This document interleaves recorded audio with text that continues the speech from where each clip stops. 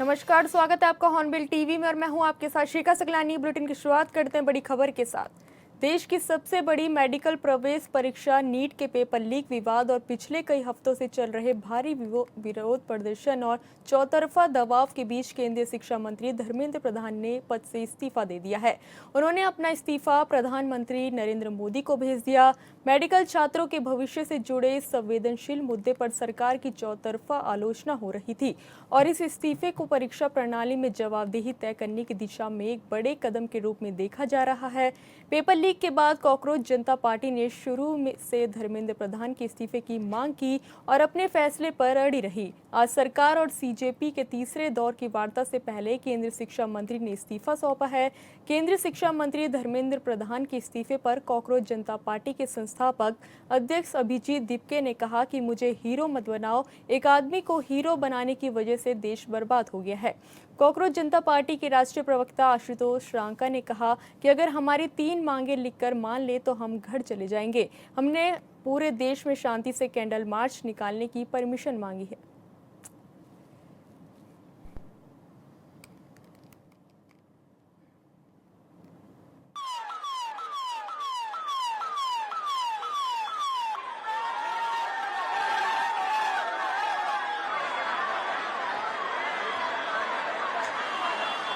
कि शिक्षा मंत्री धर्मेंद्र प्रधान ने इस्तीफा दे दिया है। कॉकरोच संग्राम के सामने झुकी मोदी सरकार, केंद्रीय शिक्षा मंत्री धर्मेंद्र प्रधान को देना पड़ा अपना इस्तीफा। नीट विवाद पर सीजेपी आंदोलन की बड़ी जीत हुई है। 36 दिनों से छात्र आंदोलन का हुआ बड़ा असर। छात्र क्रांति के सामने मंत्री धर्मेंद्र प्रधान पस। सीजेपी के चक्रव्यूह में घिरी बीजेपी की सरकार। शिक्षा मंत्री ने माना युवाओं का लोहा, त्याग पत्र। पेपर लीक विवाद के बाद धर्मेंद्र प्रधान का सरेंडर। धर्मेंद्र प्रधान ने कहा, मुझ पर कोई निजी दबाव नहीं है। इस खबर पर ज्यादा जानकारी के लिए संवाददाता विशाल गर्ग हमारे साथ जुड़ चुके हैं। विशाल, आखिरकार छात्रों की जीत हुई है और केंद्रीय मंत्री धर्मेंद्र प्रधान ने अपना इस्तीफा दे दिया है, ऐसे में किस रूप में देख रहे हैं?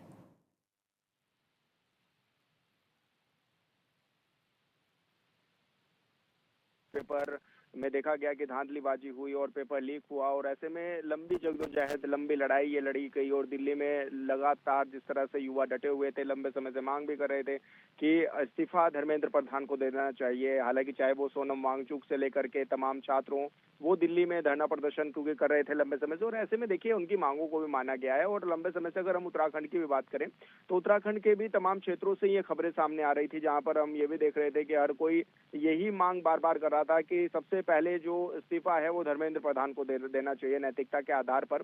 और आज यही हुआ है कि उन्होंने अपनी जिम्मेदारी समझी। हालांकि काफी भावुक भी नजर आए इस दौरान धर्मेंद्र प्रधान और उन्होंने साफ तौर पर अपने पत्र में ये सब मेंशन भी किया कि लंबे समय से ये जो जन आक्रोश चल रहा है, जो छात्रों का इस तरह से देखा जा रहा है कि छात्र लंबे समय से धरना प्रदर्शन कर रहे हैं, तो वो कह रहे हैं कि वो लंबे समय से इन बातों को लेकर के आहत हो रखे थे और लंबे समय से वो बेहद दुखी भी थे। और आज यही वजह है कि उन्होंने प्रधानमंत्री के सामने अपना पद से त्यागपत्र देकर अपना इस्तीफा जो है वो प्रधानमंत्री को सौंप दिया है। हालांकि छात्रों की ये बड़ी जीत इसमें जरूर मानी जा रही है शिखा, लेकिन एक तरफ ये भी देखा जा रहा है कि प्रधानमंत्री नरेंद्र मोदी खुद आकर के झुक रहे हैं छात्रों के सामने। तो कहीं ना कहीं ये जैनजीज की भी जीत है और उन छात्रों की भी जीत है जो लंबे समय से ये मांग कर रहे थे। हालांकि सभी तरह की जो उनकी मांगे हैं वो मान ली गई है, चाहे वो छात्रों पर मुकदमा दर्ज होने वाली बात हो, उसमें भी ये कहा गया है कि छात्रों पर किसी तरह का कोई मुकदमा दर्ज नहीं होना चाहिए, उसको भी बात को माना गया। हालांकि उसमें यह भी देखा गया कि उसके बाद ये भी कहा गया कि जो छात्र जिन्होंने सुसाइड कर लिया नीट एग्जाम के कारण, उनसे भी ये कहा गया कि उनके लिए भी मुआवजे का प्रावधान किया जाए, उनकी फैमिलीज को मुआवजा दिया जाए ताकि उनका दुख जो है वो थोड़ा उभर सके। ऐसे में यह भी देखा गया उनकी जो तीसरी प्रमुख मांग थी छात्रों की, वो यही थी कि धर्मेंद्र प्रधान इस्तीफा दे। और इस चीज को भी देखते हुए धर्मेंद्र प्रधान ने खुद अपने इस्तीफे की पेशकश कर दी है। हालांकि धर्मेंद्र प्रधान दुखी जरूर इस बात से रहे हैं, हालांकि उन्होंने माना है और प्रधानमंत्री नरेंद्र मोदी की तारीफें भी उन्होंने की है इस लेटर में, लेकिन छात्रों की ये जीत जरूर मानी जा रही है। और अब छात्र क्योंकि खुश भी नजर आ रहे हैं और छात्र इस चीज को अपनी जीत भी बता रहे हैं, वो कह रहे हैं कि लंबे समय से जो हमारी मांग थी वो बीजेपी सरकार ने मानी है, तो कहीं ना कहीं ये कहा जा सकता है छात्रों की बड़ी जीत है शिखा।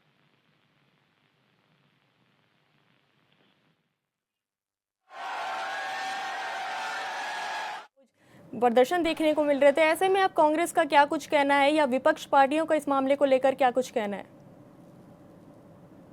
विपक्ष पार्टियां जो हैं वो लंबे समय से प्रदर्शन छात्रों के साथ मिलकर के कर रही है, चाहे हम उत्तराखंड की बात करें, दिल्ली की बात करें या तमाम अलग राज्यों की बात करें, तो पूरी तरह से देखा जा रहा था कि राहुल गांधी से लेकर के छोटे कार्यकर्ता तक लगातार लगे हुए थे कि छात्रों को इंसाफ मिलना चाहिए। और ये दोनों तीनों जो पहले थी, जिस तरह से सोनम वांगचुक भी लगातार वहां पर बैठे थे। हालांकि अब जिस तरह से ये कहा जा रहा था, क्योंकि बीच में एक दौर भी आया जब ये बातें भी होने लगी कि धर्मेंद्र प्रधान के साथ साथ प्रधानमंत्री का भी अब तो हम इस्तीफा लेकर के रहेंगे, और छात्रों से ये बात निकली। हालांकि कई बार ये भी मामले सामने आए कि जो वहां पर बैठे हैं वो छात्र नहीं है, वहां पर फंडिंग हो रही है, इसकी भी जांच होनी चाहिए।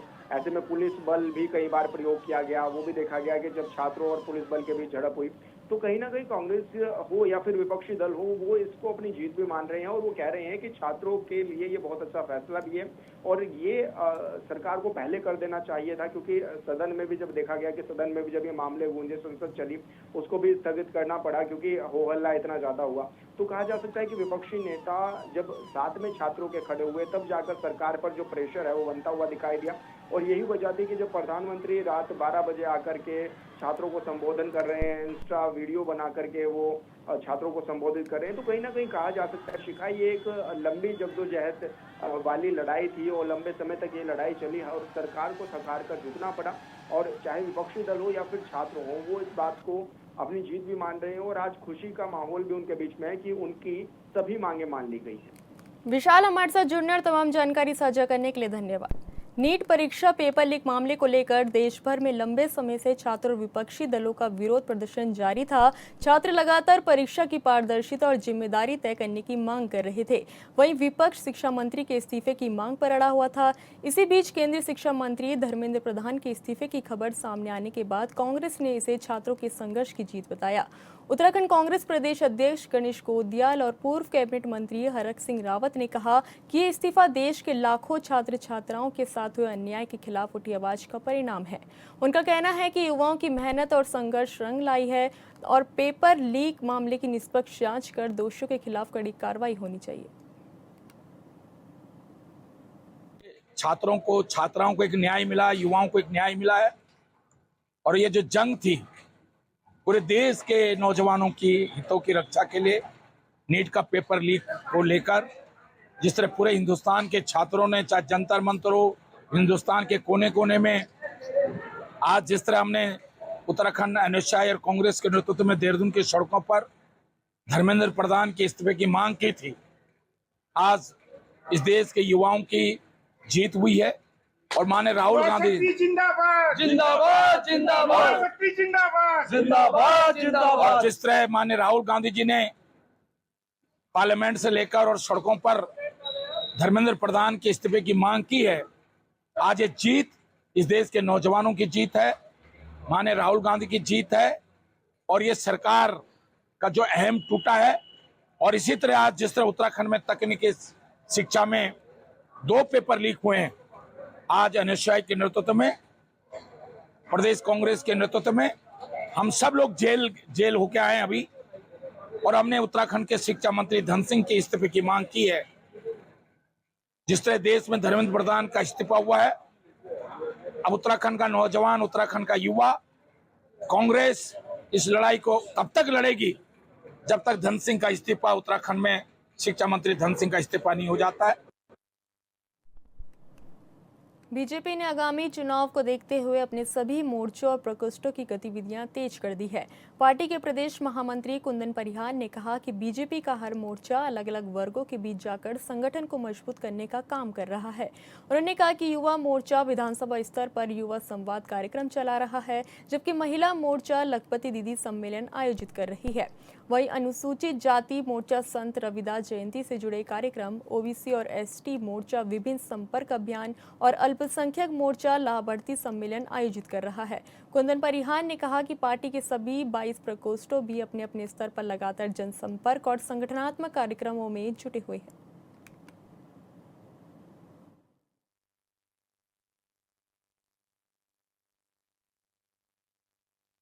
वर्तमान समय में भारतीय जनता पार्टी ने अपने सभी मोर्चाओं को अलग अलग प्रकार के कार्यक्रम दिए हैं। जहां पर भारतीय जनता युवा मोर्चा युवा संवाद का कार्यक्रम विधानसभा स्तर पर कर रही है, वहीं पर महिला मोर्चा लखपति दीदी का सम्मेलन कर रही है।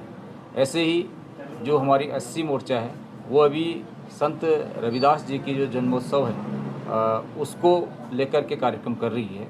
और इसके साथ साथ जो ओबीसी मोर्चा है और एसटी मोर्चा है, ये पूर्व जो सेवानिवृत्त हमारे चाहे ओबीसी के हो चाहे एसटी के हो, उनके साथ संपर्क करके उनका सम्मेलन का कार्यक्रम कर रहे हैं। और इसी प्रकार से जो हमारा अल्पसंख्यक मोर्चा है वह भी लाभार्थी सम्मेलन कर रहा है। इस एक प्रकार से देखा जाए तो भारतीय जनता पार्टी के साथ साथ हमारे जितने फ्रंटल जो हमारे संगठन हैं वो भी बिल्कुल ज़मीन पर काम कर रहे हैं और अपने अपने स्तर पर वो।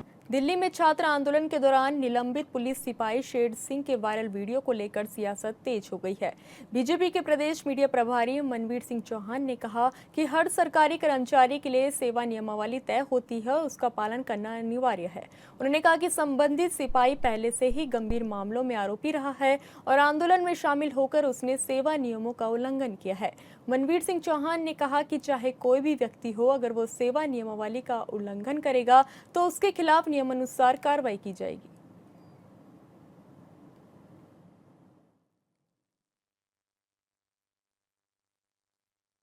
देखिए, कोई भी कर्मचारी हो उसके लिए कर्मचारी नियमावली बनाई गई है।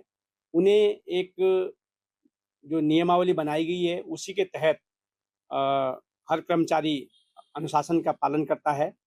लेकिन जिस तरह से जो पुलिस सिपाही की जो बात कर रहे हैं वो एक अपराधी श्रेणी का पुलिस सिपाही था और वो प्रोटेस्ट में जिस प्रकार से शामिल हुआ वो कहीं ना कहीं उन्होंने अपनी सेवा नियमावली का उल्लंघन किया है और ऐसे लोगों के खिलाफ कार्रवाई की गई है। निश्चित रूप से चाहे कोई भी व्यक्ति हो, ऐसे कोई भी व्यक्ति जो अपनी नियमावली का सेवा नियमावली का उल्लंघन करता है उनके खिलाफ कार्रवाई होनी चाहिए। बीजेपी ने संगठन को मजबूत करने के लिए सभी 22 प्रकोष्ठों में नियुक्तियां कर समन्वय के साथ काम शुरू कर दिया है। बीजेपी प्रदेश महामंत्री दीप्ति रावत भारद्वाज ने कहा कि पार्टी ने व्यापारी, चिकित्सक, अधिवक्ता, शिक्षा समेत कई पेशेवर वर्गों के लिए अलग अलग प्रकोष्ठ बनाए हैं और हर प्रकोष्ठ में प्रदेश स्तर पर संयोजक और सह संयोजक के साथ सभी जिलों में भी संयोजक नियुक्त किए गए हैं।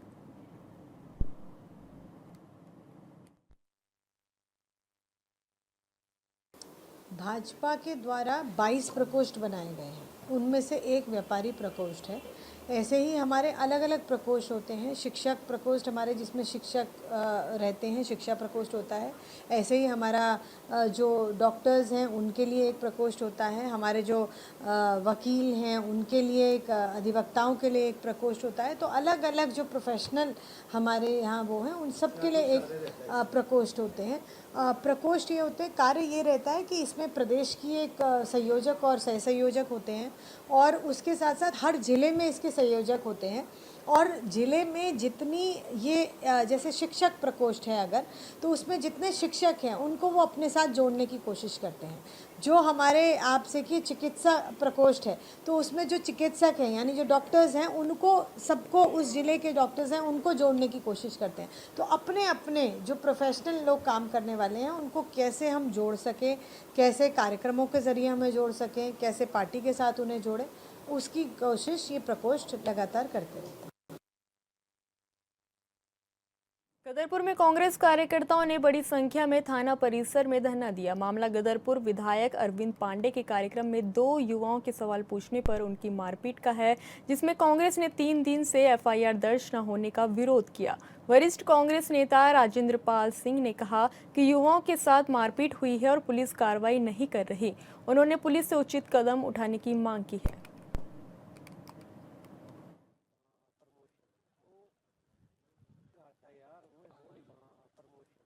निष्कर्ष निकला और निर्णय क्या हुआ? हमको आंशिक रूप से सफलता मिल गई। ये जो प्रदर्शन आज हुआ इसका जो प्रभाव पड़ा, क्षेत्र अधिकारी यहाँ खुद आए, इंस्पेक्टर को उन्होंने निर्देशित कर दिया मुकदमा कायम करने के लिए। कुछ ज़रूरी चीज़ें हैं वो जांच के बाद, जैसे ओरिजिनल फुटेज की जांच होनी है और जीडी में एंट्री भी कर दी। दूसरे पक्षों ने भी तहरीर दे रखा है, दोनों की जांच चल रही है। अगर उनका भी मुकदमा दर्ज होगा तो फिर आपकी रूपरेखा क्या होगी, क्या क्या करेंगे आप? काल्पनिक बात क्यों करें, मैंने देख ली उनकी तहरीर, पेशबंदी में तहरीर दी है और बढ़िया सी स्क्रिप्ट लिखवाई है, तो उसको तो, और उसमें उनकी स्क्रिप्ट में ही इतना विरोधाभास है कि वो शायद अपने दिल पर अगर हाथ रखेंगे पुलिस वाले तो उस तहरीर को कूड़ेदान में फेंक देंगे। आखिर जान तो सबने भगवान को देनी है ना, इतनी बेईमानी तो कोई नहीं कर सकता ना। दिन को दिन और रात को रात कहा जाएगा। और वहाँ जो स्थिति थी, अगर आपको याद हो, पुलिस के सामने पीटा गया, पुलिस मौजूद थी वहाँ पर, सारा घटनाक्रम पुलिस ने खुद। इसमें विधि को तो उठाकर पुलिस प्रशासन ने किनारे फेंक दी। कानून ये कहता है कि कोई भी तहरीर आती है, दो तरीके के मुकदमे होते हैं, कॉग्निजेबल, एक नॉन कॉग्निजेबल। अगर कॉग्निजेबल ऑफेंस की तहरीर है तो उसे देन और देयर दर्ज करना पुलिस की जिम्मेदारी है। जो भी थाने का एसएचओ होगा, इंचार्ज होगा, उसकी जिम्मेदारी है। लेकिन नया कानून जो अभी बीएनएसएस लागू किया 2024 में, उसमें ये एक प्राविधान दे दिया कि 14 दिन तक अंडर इंक्वायरी रख के उसकी सत्यता की जाँच की जा सकती है। मगर यहाँ जो स्थिति है, आप देख रहे हैं सोशल मीडिया पे मारपीट के अनेकों वीडियो वायरल हुए और सबके चेहरे पहचान हो रहे हैं, सब जानने पहचाने लोग हैं, और उनके नामजद तहरीर उस फुटेज से मिलान होने के बाद अगर सत्यता को जांच के अधीन रखा जाएगा तो निश्चित तौर से सत्ता पक्ष के दबाव में, नेताओं के, बीजेपी नेताओं के दबाव में कानून के खिलाफ जाकर ये लोग काम कर रहे हैं। सर, एक सवाल हो रहा है, क्या थाना परिसर के अंदर जनता या कोई राजनीतिक दल धरना प्रदर्शन कर सकता है? देखिए, मैंने अभी मंच से भी ये बात बताई थी कि शांतिपूर्ण तरीके से अपने विचार को व्यक्त करना हमारा जो संविधान के अनुसार हमारा फंडामेंटल राइट है। किसी की आवाज़ को दबाया नहीं जा सकता है। हाँ, उसके दौरान अगर कोई अराजकता होती है, कोई ऐसा काम होता है जो अपराध की श्रेणी में आता है, तो निश्चित तौर से उस पर रोक लगाई जा सकती है। जानकारी के लिए संवाददाता महेंद्र पाल हमारे साथ जुड़ चुके हैं। महेंद्र, युवाओं की पिटाई को लेकर कांग्रेस ने थाना परिसर में धरना प्रदर्शन किया, ऐसे में क्या कुछ ये पूरा मामला है और क्या कुछ उनकी मांग है? देखिए, एक कार्यक्रम था कुछ दिन पहले, अरविंद पांडे का, जो विधायक हैं गदरपुर के, युवा संवाद के नाम से कार्यक्रम था। 2 युवा संवाद के लिए पहुंच गए तो वहां पर इन लोगों की पिटाई कर दी गई, जबकि एक के हाथ में संविधान की प्रति भी थी। वो कहा जा रहा है कि संविधान की प्रति को भी फाड़ दिया गया, इनके साथ मारपीट की गई, जिसके वीडियो सोशल मीडिया पर खूब वायरल हुए, खबर को प्रमुखता से दिखाया था। तो उसके बाद 3 दिन बीत जाने के बाद भी तहरीर इन लोगों की नहीं ली जा रही थी। और आज जब धरना प्रदर्शन कांग्रेस नेता राजेंद्र पाल शिरपी अरोरा और प्रेमानंद महाजन पूर्व विधायक और इस तरह के बहुत से नेता जब वहाँ शामिल हुए, कार्यकर्ता एकत्र हुए और धरना प्रदर्शन थाना परिसर के अंदर किया, तो तब जाके जो पुलिस क्षेत्राधिकारी बाजपुर अखिलेश कुमार हैं, उन्होंने कहा कि हम तहरीर लेंगे और उचित कानूनी कार्रवाई करेंगे। जांच के उपरांत अगर संभव होगा तो वो कार्रवाई भी करेंगे जो अगर बनती होगी तो। जी महेंद्र, ये भी आरोप लग रहे हैं कि पुलिस के मौजूदगी में युवाओं के साथ मारपीट हुई लेकिन कोई कार्रवाई नहीं हुई। जी देखिए, सुरक्षा गार्ड तो हमेशा विधायक जी के साथ रहता ही है और विशेष पुलिस कोई अलग से नहीं थी वहाँ पे। और ये सब कहने की बातें, कांग्रेस भी इसका फायदा कहीं ना कहीं उठाना चाहती है, लेकिन मारपीट हुई है ये बिल्कुल सत्य है। और वो कानून को अपने हाथ में, कांग्रेस के जो बच्चे थे कांग्रेस के नेता के, तो उनके साथ मारपीट भाजपा कार्यकर्ताओं ने की, कानूनी रूप से वो भी गलत है। महेंद्र, हमारे साथ जुड़ने और तमाम जानकारी साझा करने के लिए धन्यवाद। हरिद्वार में कांवड़ यात्रा शुरू होने से पहले ही शिव भक्तों का आना लगातार जारी है। इन श्रद्धालुओं के बीच मोदीनगर से पहुंचा एक दंपति हर किसी का ध्यान अपनी ओर खींच रहा है। दिव्यांग पति को उनकी पत्नी करीब 180 किलोमीटर तक अपने कंधों पर बैठाकर हरिद्वार पहुंची, जहां दोनों ने हर की पैड़ी से गंगा जल भरने के बाद कनखल स्थित दक्षेश्वर महादेव मंदिर में जलाभिषेक किया।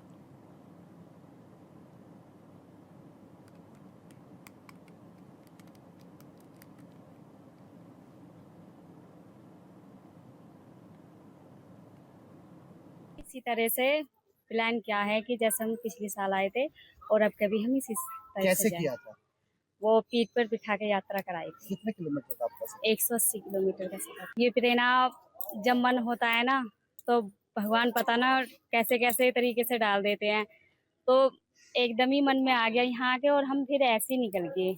पैदल पैदल चलते हैं, अपने सफर अच्छा रहा, लेकिन कठिनाइयाँ तो देखो हर चीज़ में होती है, लेकिन इस सफर भी हम सोचते हैं कि अच्छे से ही जाए, जैसे हमारे पिछले साल अच्छे से गया था। मैं अब ये कहूँगा कि मैं पैरों से दिव्यांग हूँ, लेकिन मानसिक स्थिति से बिल्कुल ठीक हूँ। ना ही मैं अपने आप को दिव्यांग मानता, क्योंकि जिसके साथ में जिसकी पत्नी हो तो उसके लिए सब कुछ है। कहते हैं कि पत्नी घर की लक्ष्मी होती है। भले चाहे आदमी 10 रुपए कमाए, लेकिन जो घर की पत्नी होती है उससे बरकत होती है। मान लो कमा के तो हम 1 लाख रुपए ला रहे हैं, लेकिन घर में कलेश हो रहा है तो 1 लाख रुपए काम का नहीं है। उसको इस्तेमाल करने वाली पत्नी ठीक हो तो परिवार 10 रुपए में भी बढ़िया चल सकता है। ऐसे ही चलता रहा तो आने वाले कल में जो हमारे भारत की धार्मिक भावनाएं हैं, शादी की, विवाह की, ये सब एक दिन खत्म हो जाएगी और आने वाला जो वंश है हमारे भारत की संस्कृति वो बिल्कुल खत्म। मंगलौर कोतवाली को बड़ी सफलता हाथ लगी है। पुलिस ने चोरी की गई 18 मोटरसाइकिल बरामद कर 2 आरोपियों को गिरफ्तार किया है। पुलिस का कहना है कि दोनों आरोपी टांडा भनेड़ा के रहने वाले हैं और काफी लंबे समय से आपराधिक घटनाओं को अंजाम देते चले आ रहे हैं।